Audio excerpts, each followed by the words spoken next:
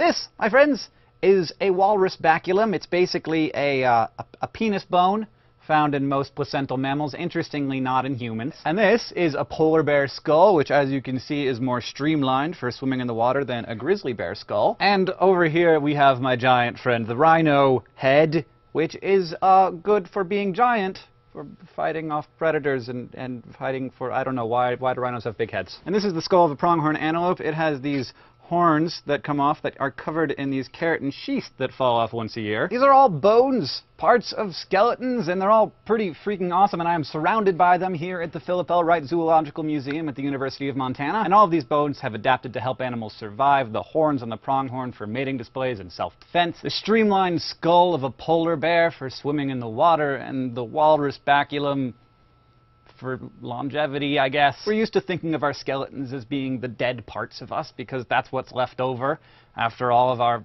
stuff that looks like us has rotted away. But the fact is, our bones make up a vital organ system, and I don't just mean vital in that without them you would be a sort of disgusting dead pile of lumpy mush, but also in the traditional meaning of vital, meaning it's alive. It protects your vital organs, it makes locomotion possible, it manufactures your blood, and on top of it all, it takes care of its own repair and maintenance. Your skeleton is alive, people, and walrus penises are just the beginning.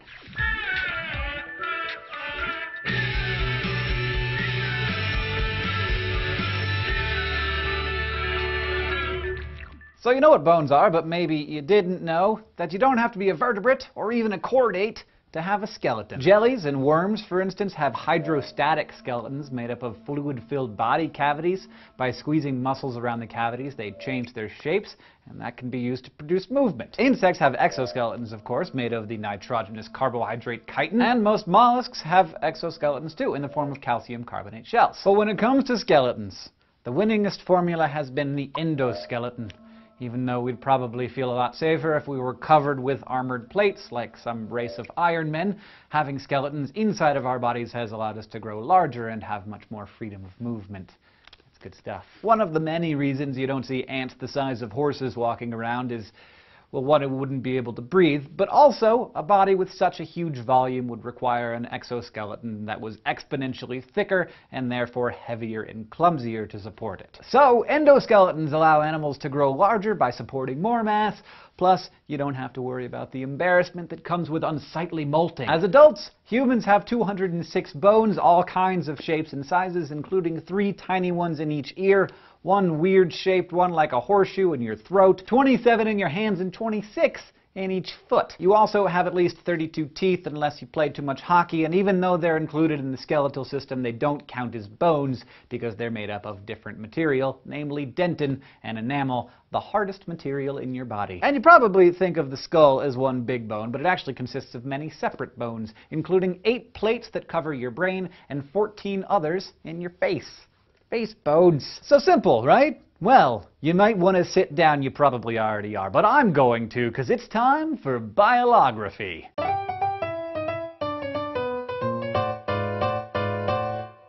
Now you'd think that we'd have nailed down the basics of the human skeleton a long time ago, because our teeth and our bones are the biggest and hardest parts of our bodies, and after we leave this mortal coil, they're what stick around the longest. It's not like they're super hard to find and study. Surely all of those ancient physicians who basically invented medical science would have inventoried all of our bones pretty soon after they figured out that we had bones, right? If the answer was yes, do you think I'd be sitting here? Most of what we know about the human skeletal system is thanks to Andries van Vessel, who was born in what's now Belgium in 1513. And in those days, if you were like a kung fu master of science, you pretty much got your own Latin name, so today he's known as Andreas Vesalius. Vesalius came from a long line of physicians to kings and emperors, and while studying in Paris, he began dorking around in cemeteries and became interested in what's now known as osteology, the study of bones. Perhaps Vesalius' greatest contribution was showing the world that everything we thought we knew about osteology was wrong. See, back in those days, if you wanted to become a doctor,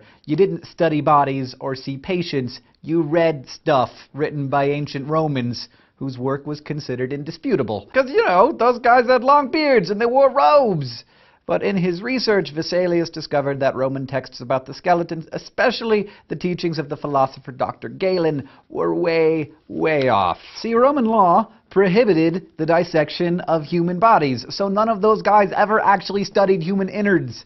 Instead, they dissected apes and pigs and donkeys and used that to make assumptions about the human body. And so for 15 centuries, young doctors were taught those assumptions. But Vesalius revolutionized osteology and all of medicine by introducing a new practice, every pre-med student's favorite, human dissection. He instructed students by dismembering corpses in front of them and cataloging their parts, giving students the first opportunity ever to directly observe the inside of a human body. These new methods drew a lot of attention, particularly from a local judge who began donating bodies of the criminals that he executed to Vesalius. Suddenly, the dude was up to his codpiece in pig thieves and murderers, and by the time he was 28, he'd done enough research that he published De Humani Corporis Fabrica, on the fabric of the human body, a 7-volume text on human anatomy, including the first comprehensive description ever made of the human skeleton. Its beautifully detailed illustrations are thought to have been created in the studio of the Renaissance artist Titian, featuring pictures of flayed corpses positioned in symbolic poses, and many of the volumes, some of which still exist today, are bound in human skin. So the takeaway here is that even though bones are big and hard, the science behind them is far from obvious. Even though we tend to think of our bones as rigid and fixed, your skeleton is as dynamic as any other of your organ systems. It's built from scratch with ingredients in your blood. It's grown according to glands in your head, and probably coolest of all, it's constantly breaking itself down and rebuilding itself over and over again for as long as you live. Most new bone tissue starts out as cartilage, which you may know from your nose and your ears. It's made of specialized cells called chondrites, and in newly forming bones, these cells start dividing like crazy and secrete collagen and other proteins to form a cartilage model, or framework for the bones to form on. Soon, blood vessels work their way into the cartilage and bring plump little cells called osteoblasts. Oste, which you'll be hearing a lot of today, just means bone, and blast means germ or bud.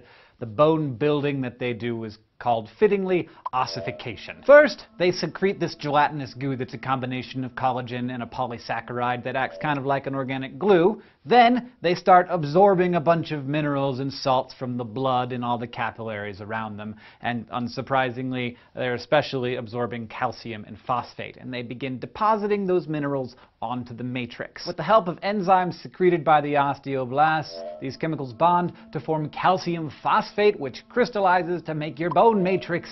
In the end, about 2/3 of your bone matrix is proteins like collagen, and the other third is calcium phosphate. Kind of surprising, right? Most of your bone isn't even mineral, and even the part that is living tissue, because it's all honeycombed with blood vessels that allow osteoblasts and other cells to do their jobs. Unlike an insect's exoskeleton, even the hardest parts of your bones are alive. Now, even though bone can take all kinds of forms, from big flat plates protecting the brain to the tiny stirrup in your ear, inside they all tend to have the same basic structure. If you cut one in half, you'd see that the matrix actually forms in 2 layers. The outer layer, called the compact or cortical bone, is hard and dense and makes up about 80% of the bone's mass. In the middle, the spongy or trabecular bone is softer and more porous and contains the marrow and fatty tissues in larger bones. The marrow, of course, makes not only new red blood cells, but almost all of your different blood cells by a process called hematopoiesis. I'd need like about a week of your time in a Greek dictionary to explain how it does this, but suffice it to say that evolution has wisely chosen the innards of our largest bones to house the blood stem cells that together can produce 1 trillion blood cells in you every day. 10 to the frickin' 12th. On the outside, the larger bones of your body have a similar structure. Have a look here at this femur. That's the biggest bone in your body.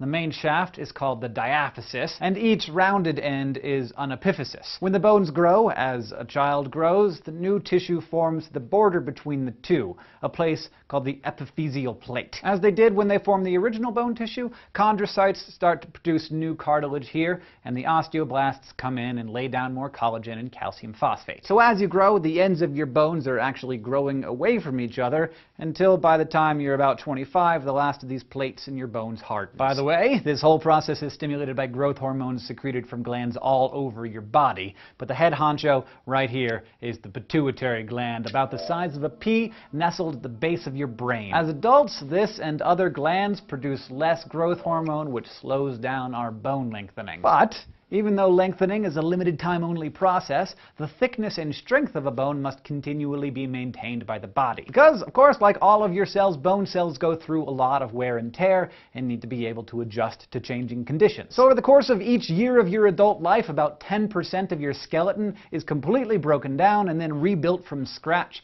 in a process called bone remodeling. Here, the main players are the osteoblasts, again, and another kind of cell that's kind of their complete opposite, the osteoclasts, or bone breakers. You'd think maybe that the cells that form bone tissue and the ones that destroy it would be in some kind of constant battle in your body, but during remodeling, they work closely together and actually communicate nicely. It's like they're basically frenemies. Remodeling begins when osteoclasts are sent by way of hormone signals through the capillaries to the sites of microscopic fractures in the bone matrix. Once they're in place, they secrete an acidic cocktail of hydrogen ions to dissolve the calcium phosphate into calcium ions, phosphate, and water, and other material that they carry back to nearby capillaries. Then they secrete enzymes that specialize in digesting collagen. This whole process is called resorption, and when the old bone tissue has been cleaned up, the osteoclasts send out a hormone shout-out to the osteoblasts, who come in and do their ossification thing. Bone remodeling is really pretty amazing, and it's all ultimately regulated by hormones that maintain the levels of calcium in your blood. The glands that call all the plays during the bone-breaking part of the remodeling are the parathyroids in your neck. When the calcium in your blood plasma falls below the level of homeostasis, the parathyroid triggers osteoclasts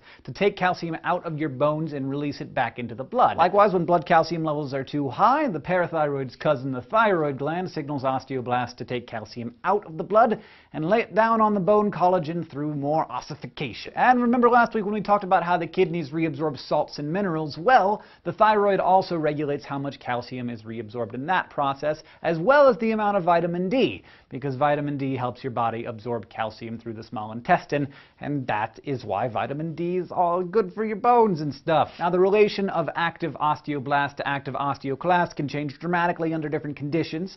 The more you stress your bones, the more osteoclasts work to break down the bone matrix so that it can be reformed. Bone stress can include stuff like fractures, of course, but it can also be less traumatic and more sustained. Exercise causes stress on the skeleton that helps stimulate bone remodeling, so when you're working out, you're not only building muscle, you're also building bone. So, as you can tell, it's kind of hard to talk about bones without also talking about muscles, and that's what we're going to do on the next episode of Crash Course Biology. Thank you so much to the Philip L. Wright Zoological Museum at the University of Montana. Sorry, I just hit you. Check out their Tumblr at umzoology.tumblr.com. It's awesome. If you want to review anything, table of contents, just click on it, or just rewatch the whole episode, because you know you liked it. And if you have any questions for us, of course, we will be in the comments below, as will all of the super helpful people who are always answering questions who are not us. Thank you to those people, by the way. And we will see you next time on Crash Course Biology.